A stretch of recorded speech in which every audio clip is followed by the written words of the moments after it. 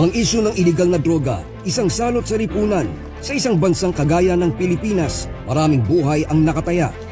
Binaril sa ulo at napatay ang isang 29 na taong gulang. Kami ang SPT, kami ang pinakamalupay putang ina. Pumatay kayo ito, sarap aming iniligpit. Manager, tignan niyo yung imahe. Mukha ng bungo, parang damit ni Punisher. Dapat sa mga traidor, binabaril sa ulo ng 50 caliber. Kasi ikaw lang ang kanang kamay ng... Okay ba ito, tol? Oo, okay na yan. Try mo na. Ano pinapad mo, tol? Flip top, tol. Huwag mo panoorin yan, tol. Tungkol sa ba yan? Ano yan, parang mga rhyme. Anong rin? Ano? Parang nagtutula? Oo, parang ganun. Pero marami ka rin matututunan dyan.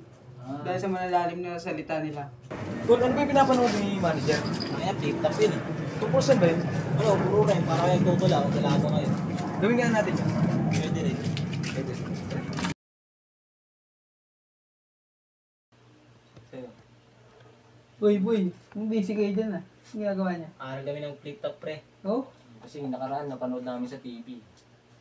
So, may sample namin, tol. May sulat ba kayo? Sample ko sa ito, pre.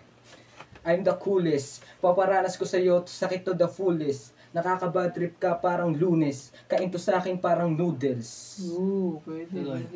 Walang magtitigas-tigas. Ang magtitikas-tikas ay magpipilas-pilas. Aabutin sa mukha, pingas-pingas. Damn, pwede. Ano, tol? Sa tingin mo? Pero, sakto. May natago akong record dyan.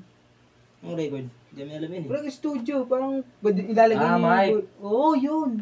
Yeah, tol, pati nga kami. Ito. Ayun. Ano? Sakto, hindi ko na Mga Mike. Sakto, hindi ko na siya nagagamit eh. Pwede niyo gamitin. Sakto, maganda ng mga sulat nyo.